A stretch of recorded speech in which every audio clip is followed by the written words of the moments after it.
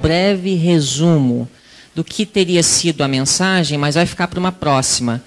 Eu creio que será mais edificante para corresponder com os outros assuntos que foram abordados aqui hoje, esse outro tema que eu vou abordar.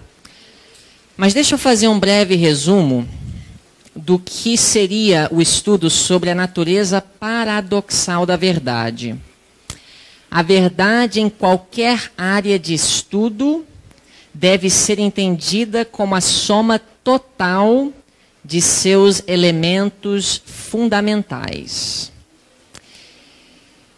Nós temos hoje, em nossa igreja, conflitos teológicos. E nós também temos debates sobre diferentes elementos da verdade. Muitas vezes esses conflitos e essas discussões são resultado de um lado ignorar a existência de dois focos no estudo da verdade, que faz com que os elementos da verdade se transformem em duas ideias conflitantes. Eu vou ilustrar tudo isso. Mas antes de falar sobre assuntos teológicos dentro desse tema de a natureza paradoxal da verdade, eu vou dar um exemplo simples da natureza. Muitas vezes nós debatemos assuntos quando, na verdade, ambos os lados estão enfatizando duas verdades que são importantes e imprescindíveis para a compreensão completa daquele assunto.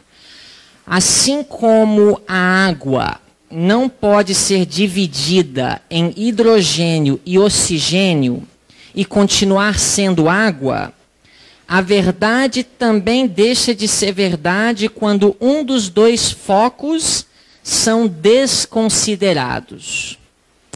E hoje nós estamos debatendo vários assuntos. Por exemplo, a doutrina do pecado. Os calvinistas enfatizam a total depravação do homem. E os armenianos enfatizam o livre-arbítrio. E nós não podemos falar sobre o assunto de pecado sem considerar que o homem sofreu consequências em função do pecado de Adão. Ao mesmo tempo, nós não podemos falar sobre a depravação do homem sem considerar que Deus ainda concede para cada ser humano o livre-arbítrio. No estudo da cristologia, nós temos a verdade que Jesus se tornou homem. E ele, então, consequentemente, é o nosso exemplo. Mas essa verdade não pode ser enfatizada sozinha, sem considerar que Jesus é Deus e ele também é o nosso Salvador. No estudo da eclesiologia, isso é, doutrina da igreja, alguns enfatizam a verdade do individualismo, que cada ser humano é livre para adorar a Deus segundo os ditames da sua consciência. Outros enfatizam o institucionalismo, a importância de uma organização acima do indivíduo e da igreja local para coordenar os esforços da igreja. Quando um lado enfatiza apenas o individualismo, nós partimos para o extremo do separativismo. Quando o outro lado enfatiza o institucionalismo, nós vamos para o extremo da submissão cega à autoridade da igreja. Na teologia, no estudo do caráter de Deus, nós também temos os dois focos. Deus é justo e Deus é misericordioso. E enfatizar apenas a misericórdia de Deus e ilustrar a misericórdia de Deus através das histórias da Bíblia que enfatizam esse elemento de seu caráter pode levar as pessoas a uma experiência desequilibrada e uma visão errada e equivocada de Deus. Por outro lado, A ênfase na justiça de Deus, desconsiderando que Deus é misericordioso, também pode levar as pessoas para extremos. E no estudo de soteriologia, salvação, nós temos um lado enfatizando a importância da lei e outro lado enfatizando a importância da graça. Quando, na verdade, nós estamos falando de dois pontos fundamentais sobre o assunto de salvação. A ênfase na lei leva a pessoa a enfatizar que o que importa é o que Jesus faz dentro de mim. Ele me capacita para obedecer os seus mandamentos. E enfatiza que Deus disponibiliza poder para vencer o pecado. Aqueles que querem enfatizar a graça vão ficar, na verdade, que Jesus fez algo importantíssimo por mim e a despeito de mim na cruz do Calvário, e que ele disponibiliza o perdão pelos meus pecados. Mas a verdade só nos beneficiará quando nós compreendemos essas verdades fundamentais dentro de dois focos fundamentais que ela contém. Mas nós vamos fazer outro estudo hoje à tarde, porque eu creio que os irmãos puderam captar a essência do tema que eu originalmente preparei, a natureza paradoxal da verdade. Esse congresso foi completo, o assunto foi extremamente importante.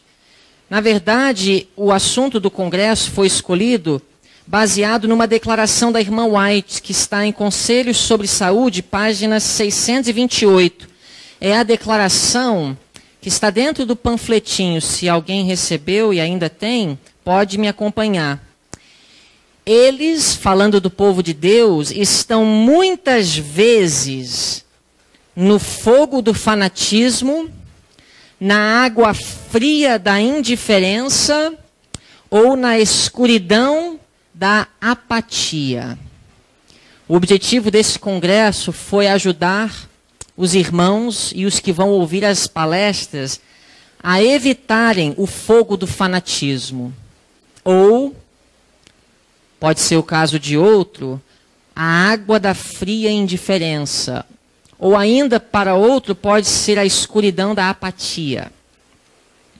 E eu gostaria de finalizar esse congresso com uma mensagem muito simples, um tema bem apropriado para fechar o congresso. Eu vou convidar os irmãos a abrirem suas Bíblias em Provérbios capítulo 16. Provérbios 16. E enquanto os irmãos estão lendo, eu vou fazer uma menção de um texto que muitos, se não todos, conhecem. 2 Timóteo 3,12. Nós estamos abrindo em Provérbios 16. Mas em 2 Timóteo 3,12 diz que os que viverem, na verdade diz todos que viverem piamente em Cristo Jesus, padecerão o quê? Perseguição. Tá vendo? Vocês conhecem bem o texto. Aqui está a natureza paradoxal da verdade. É verdade que os que vivem piamente em Cristo Jesus vão sofrer perseguição. Mas o meu estudo com vocês hoje à tarde tem o objetivo de ajudar os irmãos a aprenderem a como evitar a perseguição. Porque o texto não diz que nós devemos buscar a perseguição, ou que é algo piedoso sofrer a perseguição. Em Provérbios capítulo 16, no versículo 7, o rei Salomão também apresenta uma verdade, aparentemente conflitante com aquela que Paulo apresenta em 2 Timóteo 3. Porque aqui Salomão diz que, sendo os caminhos do homem agradáveis ao Senhor, podemos dizer que é um homem piedoso, o que acontece? até a seus inimigos faz que tenham paz com ele. É uma contradição. Nessa semana nós vimos que é possível encontrar várias aparentes contradições na inspiração. Nós precisamos de discernimento espiritual para conciliar ideias aparentemente conflitantes. Porque Paulo fala que se você vive piamente, se você agrada a Deus, você sofre perseguição. Mas aqui Salomão diz que se os seus caminhos forem agradáveis ao Senhor, os seus inimigos terão paz com você. Deixa eu ver as mãos. Quantos viram uma aparente contradição? Não parece que precisa harmonizar? Vamos abrir nossas Bíblias em Romanos 12. Romanos 12, versículo 18. Esse versículo foi mencionado no sermão do culto divino.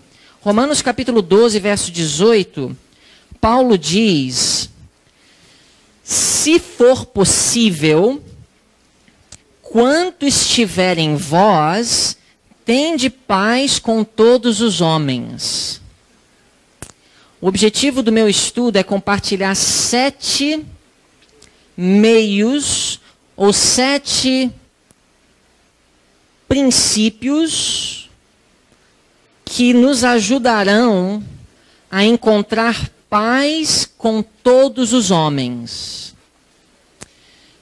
Salomão disse que se nosso caminho for agradável ao Senhor, até os nossos inimigos terão paz conosco.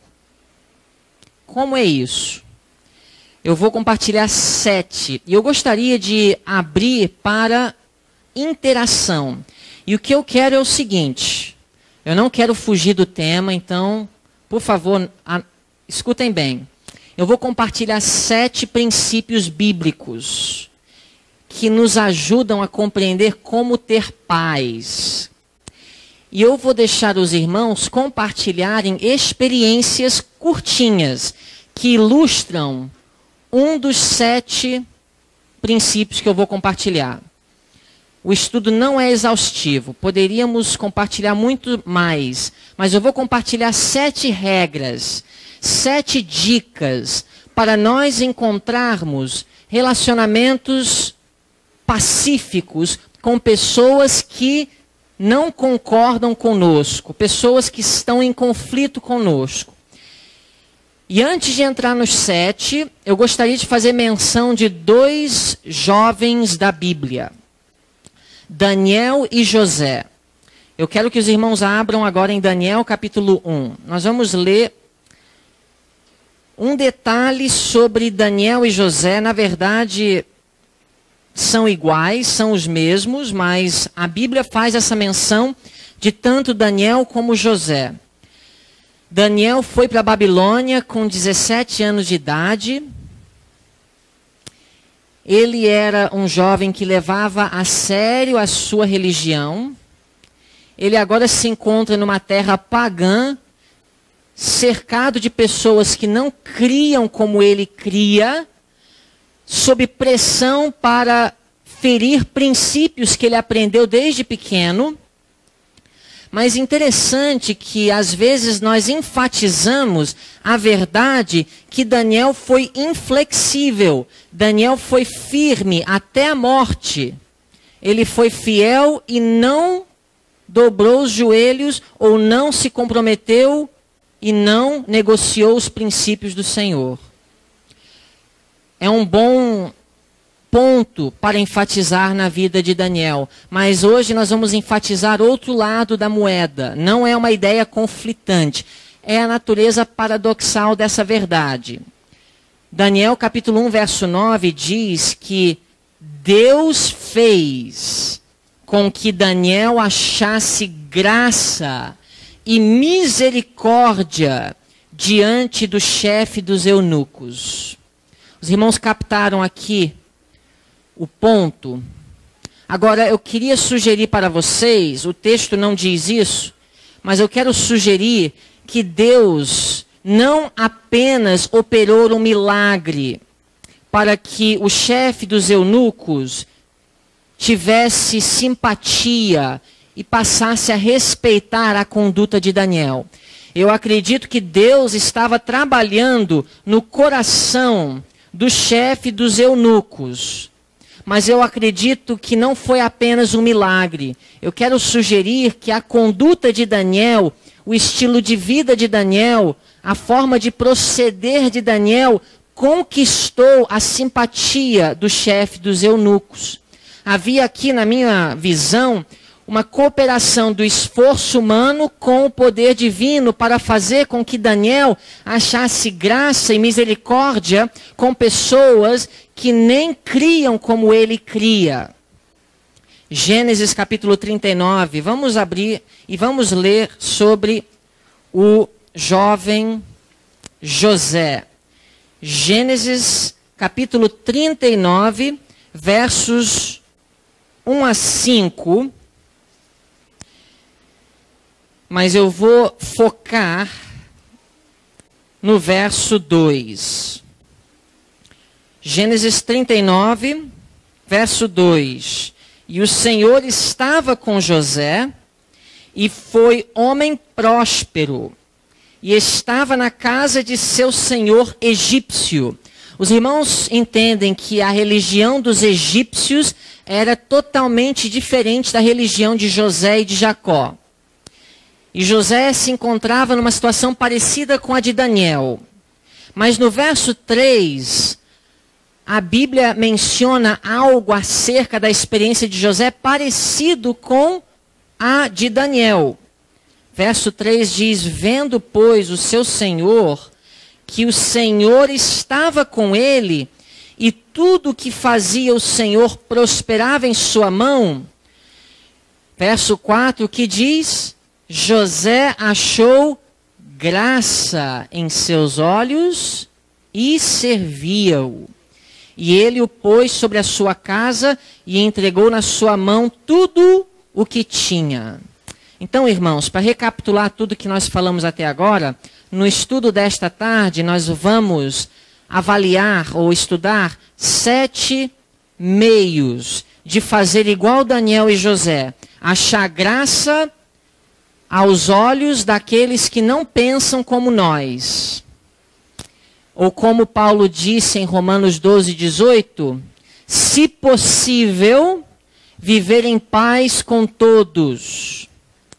Colocar a nossa vida em tanta harmonia com a vontade de Deus, ou em harmonia de tal forma com a vontade de Deus, que até os nossos inimigos vão ter paz conosco. Eu não quero compartilhar com vocês uma utopia e dizer que se você fizer tudo isso, agora tudo vai se transformar. Por isso que Paulo começa o versículo dizendo, se possível. Mas às vezes é possível, mas não acontece porque nós interferimos no trabalho que Deus quer fazer.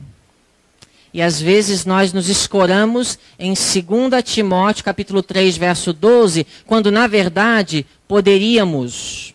Então eu queria que nós sondássemos o nosso coração nesta tarde e diante dos princípios que eu vou compartilhar, avaliássemos se realmente estamos fazendo tudo em nosso alcance para manter paz com aqueles que não pensam como nós pensamos. Quer seja pessoas da igreja ou não da igreja. Número 1. Vamos abrir nossas Bíblias em Efésios capítulo 6. Efésios capítulo 6. E agora eu vou abrir no estudo para uma participação dos irmãos. Eu, na verdade, fiquei a tarde toda, o dia todo, na verdade, procurando ilustrações práticas. E eu tenho, mas não vinham à mente. E eu cheguei à conclusão, troquei ideia com a Melissa, ela também não pôde me ajudar. Eu vou pedir os irmãos para me ajudarem, porque cada um tem uma experiência de vida. E às vezes nós vivemos algo parecido com aquilo que nós vamos analisar na Bíblia. Então eu vou abrir para os irmãos me ajudarem. Eu quero ilustrações da vida real que revelam a verdade do que nós vamos ler. Nós vamos ver como manter a paz, como conquistar a simpatia daqueles que estão nos observando, que pensam diferente de nós, como fez José e Daniel. Aqui está um princípio, está em Efésios 6:5. Entendam que aqui Paulo está falando de servos escravos e os senhores que são donos de escravos. Mas esse princípio não se limita apenas a relacionamento de escravo com o seu senhor. Diz assim no verso 5: Vós, servos, obedecei a vossos senhores segundo a carne, com temor e tremor, na sinceridade de vosso coração, como a Cristo. E eu vou começar fazendo uma pergunta. Deus, ele era a favor ou ele era contra a instituição da escravatura? Ele era contra. Interessante que na Bíblia, Paulo escreveu algumas cartas, especialmente a carta a Filemon, mas outras cartas também, onde parece que Deus era a favor, porque ele dá conselhos que levam a entender que ele não estava contra a instituição da escravatura. E no próprio quarto mandamento nós temos um detalhe que fala sobre servos. E nos estatutos nós temos várias menções a esse sistema de escravatura e nós não temos uma condenação direta ou clara. Mas eu vou dizer uma coisa para vocês. Deus tem muito bom senso. Não era nesse campo de batalha que os cristãos deveriam morrer. Sabe qual foi o conselho de Paulo aqui? Eu vou resumir em uma palavra: submissão. Então esse é o primeiro princípio. Submissão. Quer saber como Daniel e José conseguiram encontrar graça aos olhos de seus supervisores no Egito e na Babilônia? Submissão. Obediência a homens não é transigência. É possível transigir obedecendo homens, mas obediência a homens não é transigência. Paulo aconselha a submissão. Agora, quando é transigência e quando não é, eu tenho um estudo sobre isso. Não é o objetivo aqui. Mas número 1, obedecer naquilo que é possível. Eu deixo os irmãos à vontade para levantarem as mãos se quiserem dar alguma ilustração. Mas eu vou começar com uma. E se alguém pensar em outra, fique à vontade. Para ilustrar esse primeiro princípio, o princípio da submissão. Eu vou mencionar o caso de um irmão que era casado com uma pessoa que não era da igreja. O irmão era adventista, ela não era adventista. E ela respeitava bastante a religião do esposo. Tanto que ela cozinhava comida que agradava a ele, que correspondia com seus princípios de fé. Ela não ia para a igreja, mas fazia o possível para manter um relacionamento bom dentro do casamento. E o conselho de Deus não é se divorciar porque um aceita a fé e o outro não aceita. Pelo contrário, Deus quer que aquele cônjuge que aceita a fé trabalhe silenciosamente a fim de ganhar aquele ou aquela que não aceitou a fé. Nesse caso, a esposa fez um pedido. Por favor, não faça estudos bíblicos aqui em casa. Eu não gosto quando a casa enche de irmãos. Então, por favor, se vai fazer estudo, faz em outro lugar.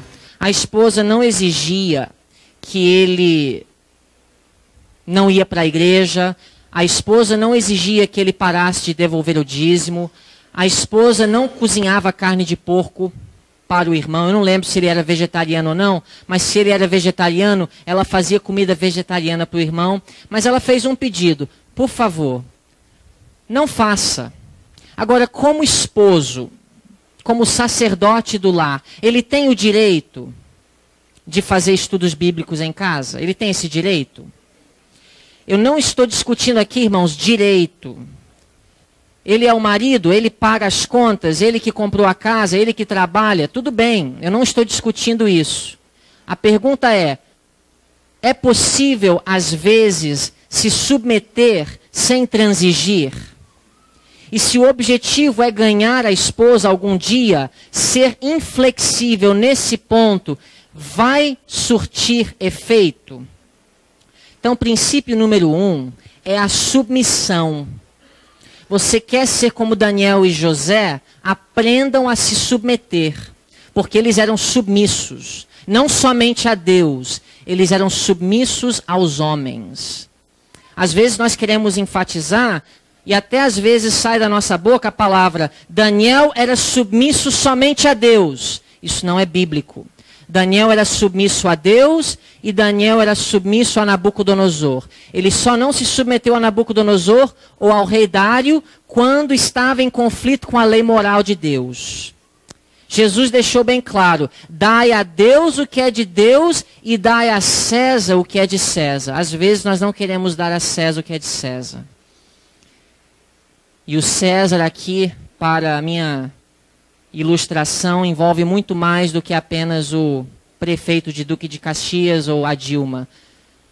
Abrange qualquer um que faça um pedido a nós que seja possível atender sem comprometer um princípio de Deus. Então, número 1, submissão. Número 2, muito parecido com o número 1, vamos abrir em Mateus, capítulo 17. Mateus, capítulo 17. Estamos aprendendo como ser como Daniel e José. Daniel e José são dois modelos para a última geração, porque a última geração vai passar por situações parecidas. Porque a última geração vai ter que escolher não desobedecer à lei moral de Deus. E isso vai implicar em desobedecer leis humanas ou autoridades terrestres. E isso trará perseguição, assim como trouxe para Daniel e José. Mas não nos encontremos na cova dos leões ou na prisão de Potifar ou de Faraó por motivos que não sejam relacionados à lei moral de Deus. Que possamos definir o padrão de moralidade de Deus segundo o que Jesus e os autores bíblicos definiram. Mateus 17, 27. Número 2. Qual era o número 1? Submissão. Submissão a quem? Não a Deus, mas aos homens. A Deus também. Mas José e Daniel se submeteram a autoridades humanas. Mateus 17, 27. Parecido, mas diferente. Falando de Jesus e o imposto do templo. Mas para que não os escandalizemos, vai ao mar, disse Jesus a Pedro, lança o anzol, tira o primeiro peixe que subir, e abrindo-lhe a boca, encontrarás um estáter. Toma-o e dá-o por mim e por ti. O segundo ponto também é difícil, mas José e Daniel demonstraram, não com a lei moral, mas com outros assuntos, o que eu chamo de flexibilidade. Jesus aqui estava nos dando o exemplo de flexibilidade. Jesus, ele não ia pagar, ele não precisava pagar, não era uma obrigação dada por Deus pagar, mas a fim de não escandalizar, ou seja, a fim de manter paz com as autoridades humanas, Jesus se mostrou flexível. Mais um ponto importante. Vamos agora para o nosso próximo ponto. 1 Samuel 26. 1 Samuel 26. O primeiro ponto foi submissão. O segundo, flexibilidade. 1 Samuel, capítulo 26, Essa história foi mencionada no culto divino, a história de Davi e Saul, mas eu havia já escolhido esse ponto antes de ouvir o sermão do irmão Yudin. Mas nós ouvimos bastante sobre esse ocorrido, Davi e Saul. Podemos dizer que Davi era o subordinado e Saul a figura de autoridade. E 1 Samuel 26 conta a história da ocasião em que Davi teve a oportunidade de tirar a vida de Saul. Versos 7 a 11, nós temos aqui a demonstração de misericórdia de Davi para com Saul. Diz no verso 7, foram, pois, Davi e Abissai de noite ao povo, e eis que Saul estava deitado, dormindo dentro do lugar dos carros, e a sua lança estava fincada na terra à sua cabeceira. E Abner e o povo deitavam-se ao redor dele, de Saul. Então disse Abissai a Davi, Deus te entregou hoje nas mãos o teu inimigo. Deixa-me, pois, agora encravá-lo com a lança de uma vez na terra, e não o ferirei segunda vez. Verso 9. E disse Davi a Abissai, nenhum dano lhe faças, porque quem estendeu a sua mão contra o ungido do Senhor e ficou inocente? Nós ouvimos, e corretamente, que Davi estava demonstrando respeito ao cargo do rei de Israel. Mas Davi também tinha um espírito misericordioso para com os seus inimigos. Nós vemos isso em outra história na vida de Davi, quando ele estava sendo acusado e aquele Abishai estava zombando dele depois de Absalão se rebelar contra Davi. E era momento de Davi se vingar. E ele não se vingou, porque ele entendeu que aquilo era permitido por Deus, por causa de seus pecados. Davi aqui demonstra misericórdia para com alguém que era o seu inimigo e queria lhe fazer mal. Esse espírito estava no coração de Daniel e de José. Eles não tiveram espírito de vingança. José com os seus irmãos. Daniel com aqueles que haviam lhe acusado. Ou aqueles que estavam em autoridade e que queriam lhe fazer mal. O próprio Dário, que havia decretado que ele entrasse na cova dos leões. Misericórdia é o caráter de Cristo perfeitamente reproduzido na vida de seus fiéis. Desejar para outras pessoas aquilo que elas não merecem. É uma experiência sobrenatural. Só Deus para colocar isso no nosso coração. Daniel capítulo 6, verso 4. Número 4. Então, continuando na recapitulação, qual dos três que nós mencionamos até agora você vai ilustrar? O último. O último, número 3, misericórdia. Uma pessoa adventista que tinha um vizinho também adventista, sofreu um dano singular. O vizinho pulou o muro e cortou 4 árvores frutíferas da casa dele. O vizinho não era adventista. Os dois adventistas. Os dois eram adventistas, Isso, ok. O vizinho B pulou o muro e cortou 4 árvores frutíferas do vizinho A. Porque, segundo ele, as árvores estavam incomodando ele por alguma razão. Ok. Mas sem falar nada. Quando o vizinho A chegou em casa, já tinha um outro vizinho esperando para contar. E ele ficou furioso com aquilo. E foi falar com o vizinho B. Aí criou o atrito. O vizinho B quis explicar, mas esse tipo de coisa é difícil explicar, né? Podia ter conversado antes. Aí ele falou assim, olha, pelo menos agora você limpa o que você fez. Tira as árvores, chama a caçamba, corta os troncos que você deixou lá pela metade. E aí a pessoa falou que ia fazer. O vizinho A sentiu muita vontade de fazer um BO. E entrar com uma ação na justiça Ele depois. tinha direito de fazer isso. Tinha esse direito, fazer um boletim de ocorrência, entrar com porque eram árvores frutíferas, ele não podia ter cortado isso de forma... Ia ter várias implicações, inclusive com relação ao meio ambiente, etc. Bom, conclusão. Um outro vizinho, não aquele que ficou esperando para contar o que o tinha feito, mas um outro vizinho, também adventista, foi consultado para dar um conselho. E ele era amigo dos dois, de A e de B, conhecia os dois. Falou, olha, o vizinho B, ele gosta muito de dourado. Ele é apaixonado, a coisa que ele mais gosta na vida é um dourado assado. Aí o vizinho A entendeu que poderia resolver a situação dessa forma. Foi ao mercado, comprou, parece que tinha um dourado esperando por ele lá, magnífico. Comprou o peixe e levou para esse vizinho B. Quando tocou a campainha da casa dele, ele já saiu bravo, falando algumas coisas indevidas. Mas aí o vizinho A falou, olha, eu só vim aqui entregar isso aqui para você. Quando ele abriu e viu o dourado, ele perdeu a fala. Ele não sabia o que dizer, ele gaguejou, perdeu o chão.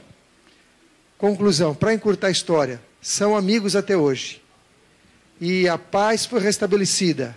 Uhum. E não são só amigos, mas como se tornaram bons amigos. O vizinho B, até hoje, não sabe o que fazer para agradar o A. Todas as coisas me são lícitas, mas nem todas as coisas convêm. Por volta da década de 1880 e 1890, leis dominicais estavam sendo estabelecidas em alguns estados dos Estados Unidos, e ficou a dúvida para muitos adventistas, devemos ou não obedecer essas leis? E as leis proibiam o trabalho secular no domingo. Abrir uma loja, cortar uma grama, seja o que fosse, você não podia fazer algum trabalho secular. O dia de domingo era o dia da família, os estados não estavam proibindo ninguém de adorar no sábado. Não estamos falando aqui das leis dominicais que virão ainda. E alguns adventistas tomaram a posição firme de que era para enfrentar as autoridades e trabalhar. E quem não faz isso está se submetendo à besta e sua imagem. Ellen White se pronunciou e falou que isso não era a atitude correta. O povo de Deus não deve morrer nesse campo de batalha. Melhor seria abrir mão do direito de trabalhar no domingo. O mandamento fala, 6 dias trabalharás. Mas não quer dizer que você precisa enfrentar as autoridades e fazer algo que vai trazer perseguição. Então ela aconselhou que os adventistas fizessem trabalho missionário no domingo ou fizessem qualquer outra atividade que não teria característica de trabalho secular, para não trazer perseguição desnecessária. Número 4, Daniel capítulo 6. Daniel capítulo 6 e versículo 4. O que pode neutralizar a nossa influência na pregação do Evangelho? Ou seja, o que faz com que nós não conquistamos a confiança das outras pessoas que discordam de nós? Nós já falamos sobre a questão da submissão, da flexibilidade e da misericórdia. Número 4, Daniel 6, versículo 4. Aqui nós temos o exemplo de quando Daniel foi acusado e quando ele teve que ir para a cova dos leões. E a Bíblia fala que ele tinha inimigos. No verso 4, os presidentes e os príncipes, que eram os inimigos de Daniel, procuravam achar ocasião contra Daniel a respeito do reino. Mas não podiam achar ocasião ou culpa alguma. Porque ele, Daniel, era fiel e não se achava nele nenhum erro, nem culpa. Você quer ter influência sobre os outros? Você quer achar graça? Seja impecável. Eu não estou falando tanto no que diz respeito à sua religião, mas está relacionado. Mas seja impecável no seu trabalho. seja impecável na sua honestidade. Se alguém for fazer uma investigação do seu trabalho, se alguém for, qual é a palavra? Escrutinizar a sua vida, o que vão achar? Alguém quer levantar a mão e compartilhar? Parece que eu vi. Priscila, por que você não conta para nós a sua experiência atual? Eu acho que você me contou algo parecido. Existem pessoas nesse mundo, levanta a sua mão, Priscila, que ele vai saber. Existem pessoas nesse mundo, irmãos, que estão cansadas de levarem prejuízos financeiros. Existem pessoas empreendedoras que estão procurando pessoas honestas, trabalhadoras, pessoas em quem possam confiar. E é difícil hoje em dia. Conta, o Cleiton vai contar. Recentemente a Priscila iniciou um curso de massoterapia para adquirir uma credencial para dar credibilidade junto a algumas pessoas, porque isso é importante para algumas pessoas, esse credenciamento. Sim. E esta pessoa ainda é uma pessoa muito influente na sociedade, principalmente na área dela. Ela tem a formação de tecnóloga, de esteticista, e ela abrange essa área e tem um conhecimento muito grande. Só que ela sempre esteve buscando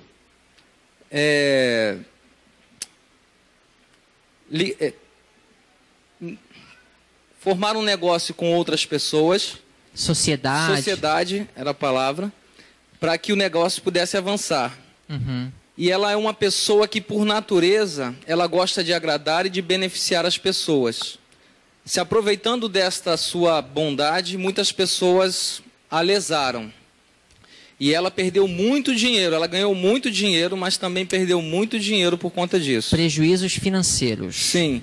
Ela até saiu de uma igreja que ela frequentava, porque as pessoas queriam explorá-la para fazer beneficência social, mas ela iria e a igreja receberia as almas. Ela viu que isso seria uma forma de abuso.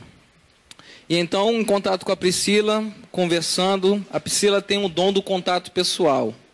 As pessoas simpatizam muito com ela devido a este dom, porque ela consegue, por natureza... Ela acha graça aos olhos das pessoas. Sem fazer esforço. Quisera eu ter esse dom. Mas... Por isso que o casamento é uma bênção. A mulher simpatizou tanto com ela, que chegou ao ponto de convidá-la para fazer sociedade com ela. Agora imagine, uma moça que mal sabe, aos olhos dela, fazer massagem e outras atribuições da área, ela chamou para fazer uma sociedade com ela só por ver o caráter e o perfil da Priscila. E pela graça de Deus, nós começamos a estudar a Bíblia com essa mulher. Eu vou aproveitar a oportunidade para falar isso. Abriu o coração para o Evangelho. Certamente. E a Priscila até já rejeitou por vezes essa sociedade, mas ela insiste com a Priscila para fazer essa sociedade. Então nós estamos orando para ver se é a vontade de Deus que isso prossiga, não no sentido de se unir a um jugo desigual com ela para fazer o negócio, mas para, através deste meio, de alguma maneira, alcançar o coração dela e de outras pessoas. Porque há a possibilidade de, nesta sala, promover estudos da Bíblia também. Ela quer alugar um salão para fazer esse trabalho e as pessoas irão estudar a Bíblia também. Então, a motivação não seria envolver-se nesse negócio para enriquecer. No caso, a nossa motivação.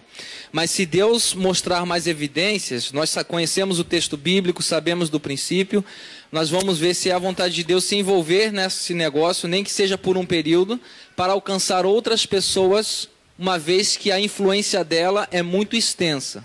Irmãos, é muito difícil encontrar pessoas honestas hoje em dia.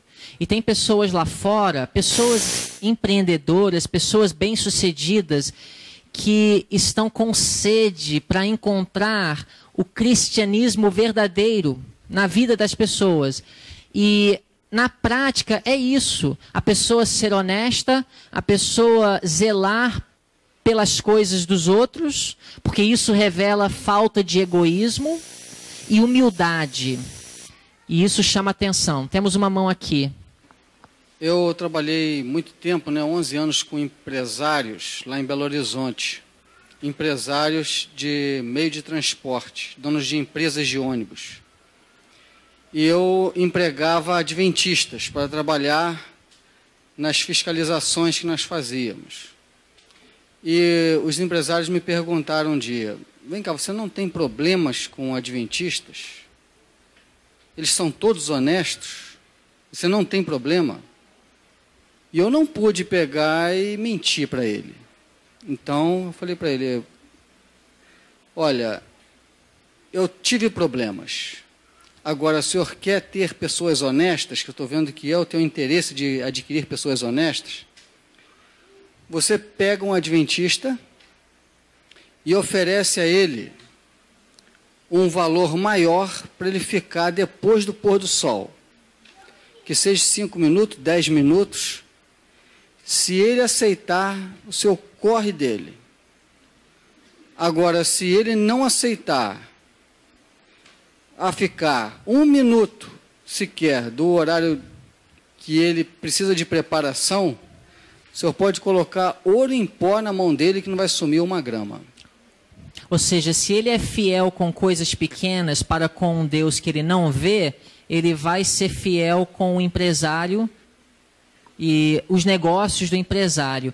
A grande preocupação dos empresários era justamente isso: eu posso confiar em alguém?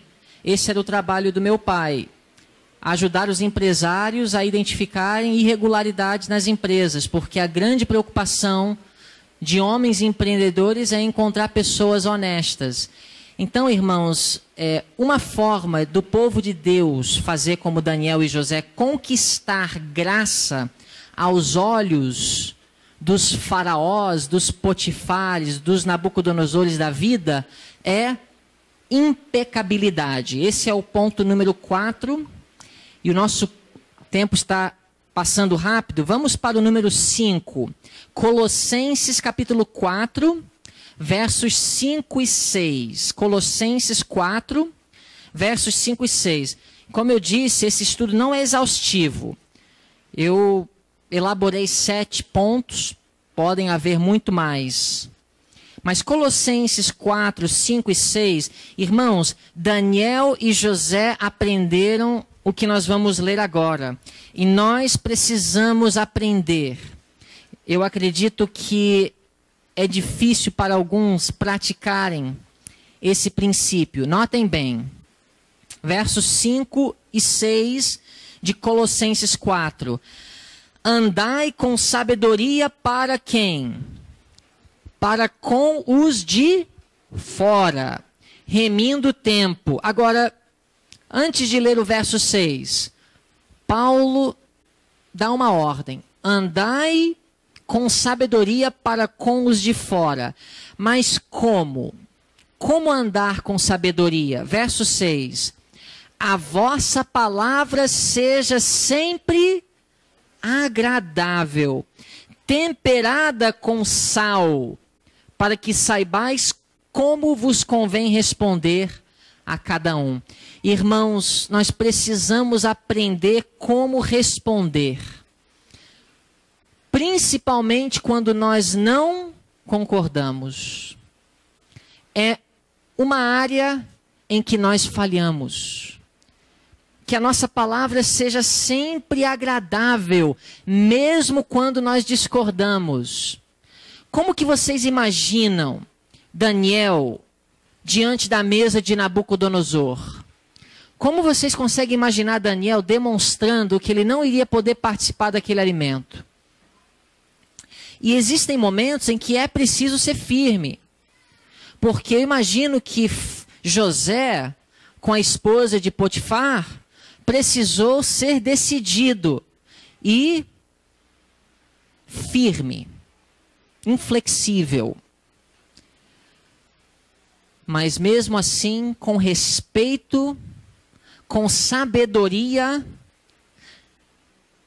temperando cada palavra com sal, que cada palavra seja agradável, mesmo as que são duras de falar, e que o Espírito Santo possa nos ensinar como responder a cada um, porque faz diferença.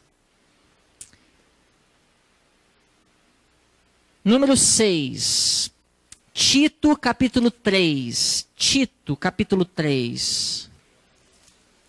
Versos 1 e 2.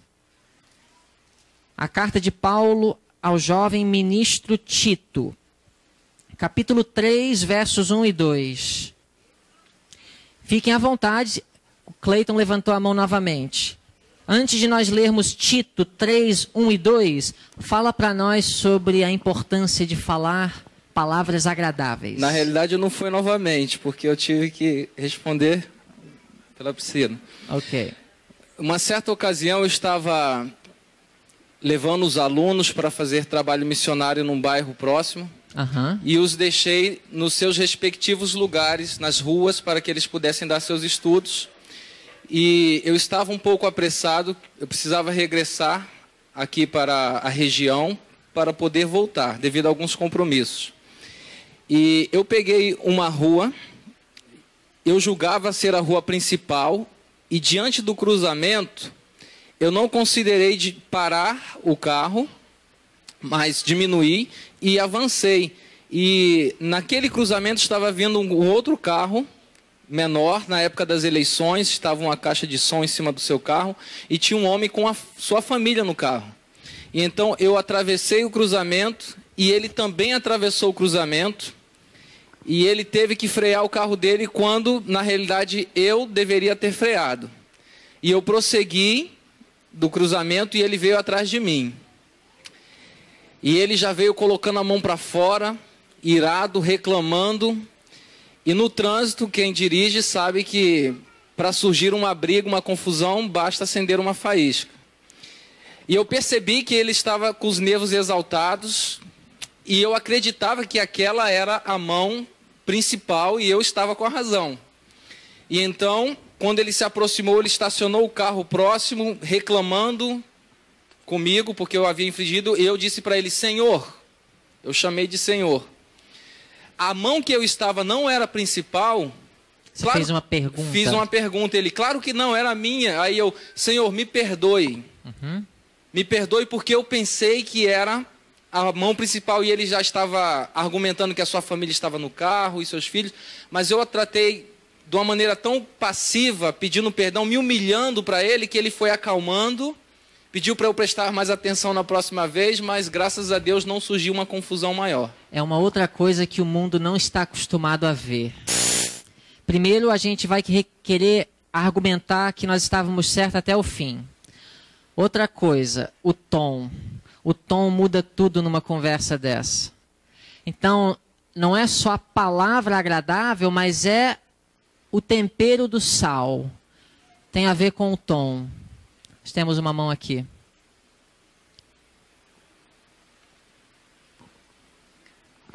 Uma vez...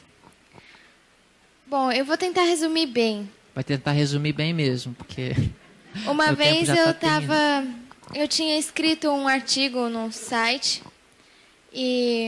sobre vida no campo. E uma pessoa colocou um comentário bem agressivo sobre o meu artigo. E, na verdade, eu que ia aprovar o comentário ou não. Mas eu resolvi aprovar o comentário porque eu achei justo. Aprovar o comentário significa disponibilizar o comentário para outros verem. O comentário ia primeiro, passava para alguém aprovar ele para ser disponibilizado na internet ou não. Então eu resolvi aprová-lo porque eu não acho justo só aprovar aquilo que diz, que condiz com o que eu disse. Então eu aprovei, mas também respondi. E respondi, Deus me iluminou naquela hora, porque eu respondi de uma maneira muito amável. Tudo bem que eram em palavras escritas, não podia ver o tom da minha voz, mas eu usei uma linguagem muito amável, graças a Deus, porque foi Ele que me ajudou a escrever aquele comentário. Inclusive, convidando aquele irmão para ir na minha casa e ver. Passou muito tempo e nada mais aconteceu a respeito disso. Um dia, recebe mais um comentário para ser aprovado lá no centro. E é aquele irmão que era... Eu imagino que fosse irmão, mas ele era anônimo. Ele se chamava João Ninguém. Era o mesmo João Ninguém do primeiro comentário negativo. O mesmo João Ninguém do comentário negativo. Aí eu recebi esse João Ninguém e eu fiquei assim, pronto, mais um. Mas qual não foi minha surpresa quando ele estava pedindo perdão pelas palavras agressivas que ele usou para comigo e fez um comentário até grande, pediu para não publicar, mas ele só queria que eu lesse. E queria que tirasse aquele comentário dele de antes, e pedindo perdão e tal, e que não queria ter me ofendido, e que ele ficou muito impressionado com o exemplo de cristianismo que foi apresentado naquela forma, e que ele me esperava ver no céu. E uns 3 minutos depois, eu recebi um segundo comentário dizendo mais desculpas e mais agradecimento, porque eu vi que ele estava muito aflito pelo que ele tinha feito.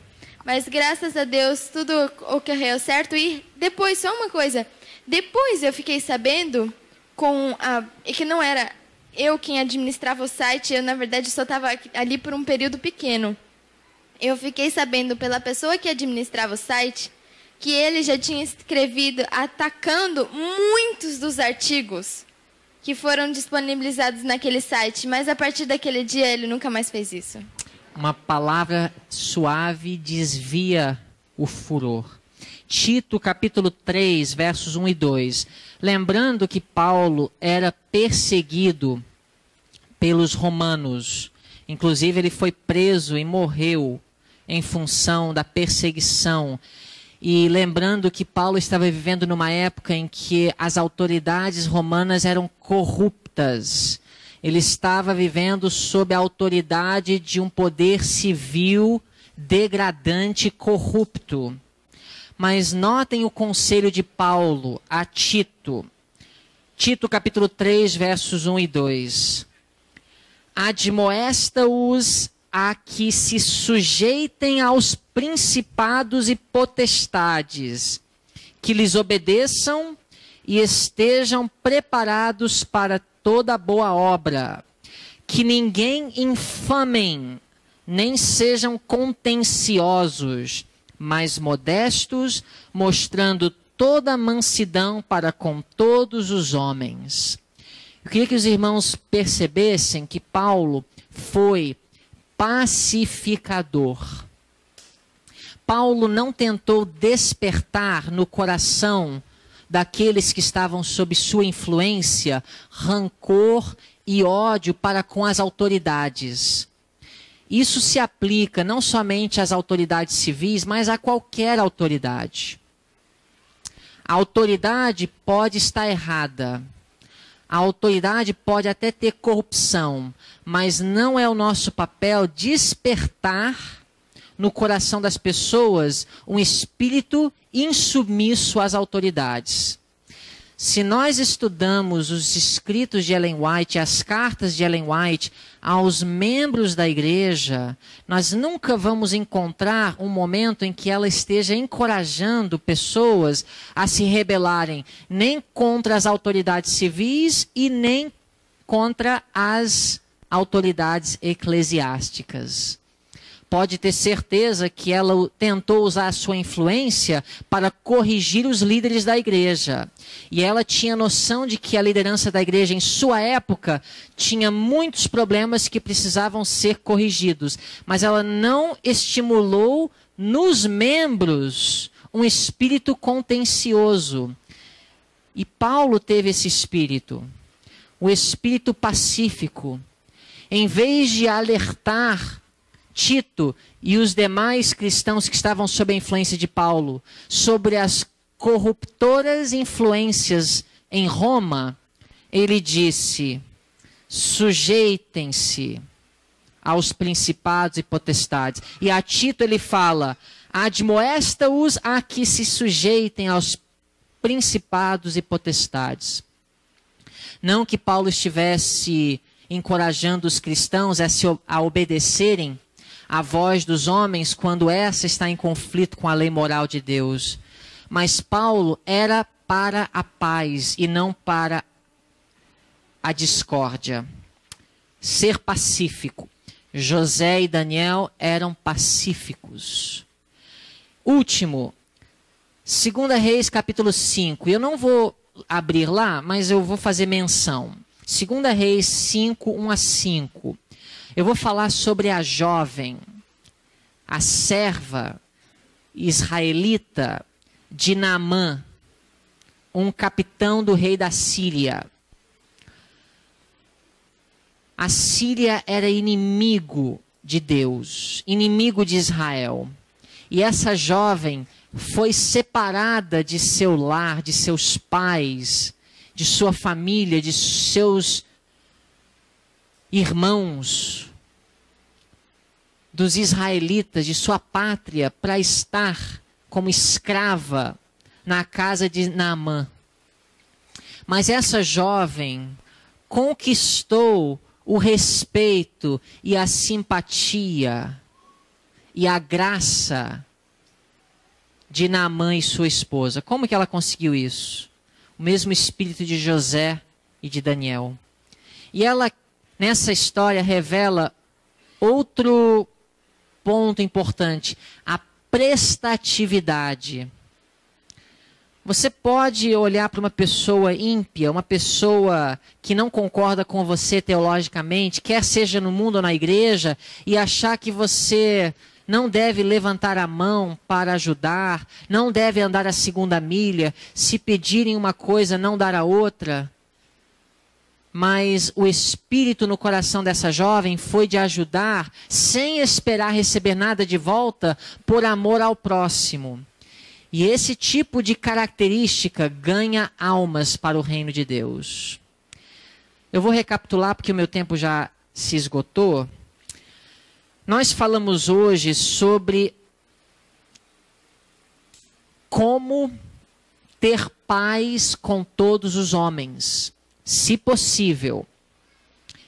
E às vezes é possível, mas pela nossa conduta errada, nós acabamos trazendo sobre nós oposição e perseguição. Em Provérbios 16, 7, Salomão diz que quando os caminhos de um homem é agradável ao Senhor, até os seus inimigos terão paz com ele. E na vida de Daniel e na vida de José, com algumas exceções, eles viveram em paz com os seus superiores, com as suas autoridades. Então nós aprendemos que nós podemos fazer várias coisas. Sermos submissos quando podemos nos submeter. Sermos flexíveis quando podemos demonstrar flexibilidade. Ter misericórdia daqueles que não merecem ser tratados bem por nós. Sermos impecáveis e honestos em nosso trabalho e em nossa conduta. Que nossas palavras sejam sempre agradáveis e temperadas com sal. Sermos pacíficos e fazermos questão de sempre procurar a paz e não a confusão, e não a posição, e não a oposição. E sermos prestativos e tentarmos ajudar aqueles que não merecem a nossa ajuda. Isso é o cristianismo na prática. Este é o caráter de Cristo perfeitamente reproduzido em nós. Requer poder de Deus e esforço humano. Que Deus possa nos abençoar, que nós possamos, no decorrer de nossas vidas, aprendermos a evitar o fogo do fanatismo e a água da fria indiferença. Eu vou convidar os irmãos para se colocarem de joelhos para nós orarmos e depois vamos ter alguns anúncios.